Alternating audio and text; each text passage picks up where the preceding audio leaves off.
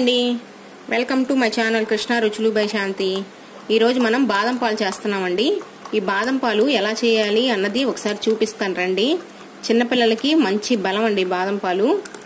మనం బయట తాగడం బాగా అలవాటు అయిపోయి ఇంట్లో ఎలా చేయాలి ఏం చేయాలి అన్నది కూడా మర్చిపోయాము. ఒకసారి చూడండి, ఈ బాదం పాలు నేను చేశాను. మీరు చేసి మీ పిల్లలకి ఒకసారి ఇవ్వండి, ఎంతో రుచిగా ఉంటాయి, చాలా బలం కూడా. నైట్ పడుకునేటప్పుడు పెద్దవాళ్ళకి ఇవ్వండి, సాయంత్రం ఈవినింగ్ కానీ 4 o'clock కానీ పిల్లలకి ఇవ్వండి. నేను ఒకసారి చేశాను, చాలా నీట్గా వచ్చింది, అందుకని ఒకసారి మీకు కూడా చూపిద్దామని చేశాను. ఒకసారి చూడండి, నేను ఇప్పుడు చేస్తాను. మీరు ఈ బాదం పాలు హాట్గా కావాలంటే హాట్గా తాగొచ్చు, కూల్గా కావాలంటే ఫ్రిడ్జ్లో పెట్టుకొని కూల్గా కూడా తాగొచ్చు. ఎలా కావాలంటే ఎవరి టేస్ట్ని బట్టి వారి ఇష్టం, అలా తాగొచ్చండి. ఇప్పుడు మనం ప్రిపేర్ చేస్తాను, నేను ఒకసారి చూపిస్తాను రండి.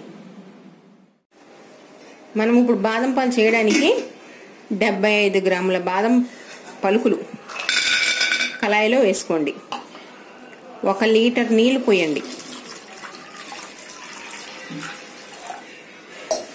స్టవ్ వెలిగించి అవి బాగా ఉడకనివ్వండి. మనం ఇప్పుడు స్టవ్ వెలిగించామండి. బాగా ఈ బాదం పలుకుల్ని 1 లీటర్ నీళ్లు పోసి బాగా మరగనివ్వాలి. నీళ్ళు మరిగినాక ఇవి వేసి ఉడికించుకుందామండి. ఇప్పుడు మనం ఒక కళాయి పెట్టుకోండి. ఒక కళాయి పెట్టి స్టవ్ ఆన్ చేసిన తర్వాత 500 అంటే ఒక అర లీటర్ పాలు. ఇవి కూడా ఫుల్ క్రీమ్ మిల్క్ అండి.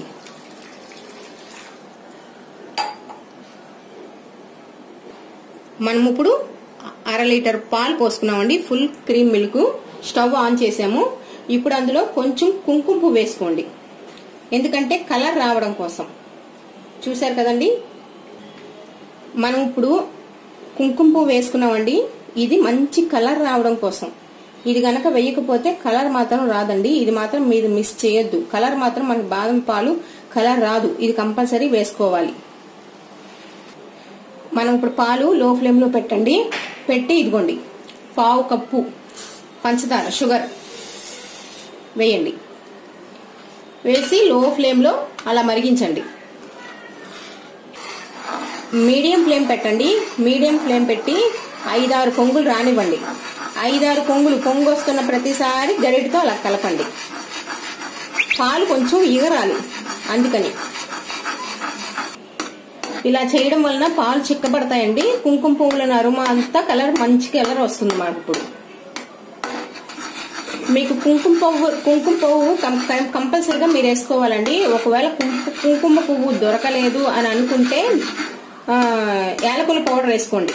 స్మెల్ అయితే వస్తుంది కానీ కలర్ మాత్రం రాదు కదా యాలకుల పౌడర్తో. అందుకని కుంకుమ పువ్వు కంపల్సరీ కావాల్సిందేనండి. ఇదిగోండి పొంగింది, చూసారా? ఇలా 5-6 సార్లు పొంగించిన తర్వాత ఇప్పుడు మనం గ్రైండ్ చేసుకున్నాం కదా మెత్తని పేస్ట్ లాగా బాదం పప్పు, ఆ పేస్ట్ మొత్తం వేసేయండి అందులో. ఇదిగోండి మనం బాదం పప్పు పేస్ట్ వేసుకున్నాం కదా, ఇప్పుడు బాగా కలపండి. లో ఫ్లేమ్ లో పెట్టానండి నేను, మీరు లో ఫ్లేమ్ లో బాగా కలపండి. బాగా చిక్కగా అవుద్ది ఇప్పుడు మనకి.